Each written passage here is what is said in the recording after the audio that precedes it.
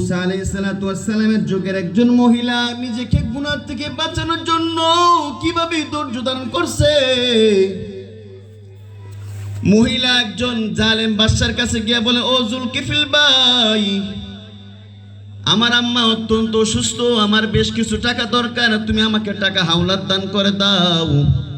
তুমি যদি আমাকে টাকা দান করো তাহলে এই টাকা দিয়া আমি আমার মার সাহায্য, আমি আমার মার চিকিৎসা করব।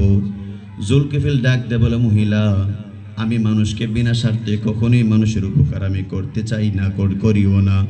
তুমি যদি আমাকে তোমার ইজ্জত তুমি আমাকে যদি বিলীন করে দাও তাহলে এর বিনিময়ে আমি তোমাকে সাহায্য করব।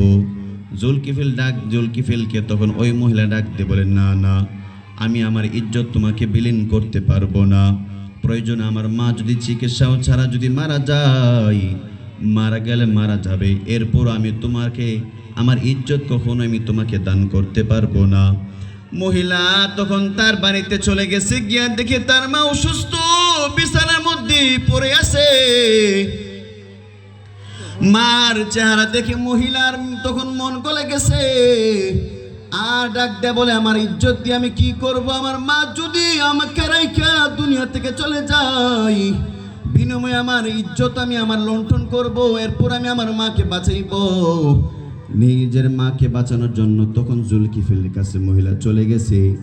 জুলকিফিলকে ডাক দিয়ে বলো, ও জুলকিফিল ভাই, আমি তোমাকে আমার ইজ্জত বিলীন করতে চাই, আমি আমার ইজ্জত তোমাকে দিয়ে দিব, বিনিময়ে তুমি আমাকে কিছু টাকা হাওলাত দাও।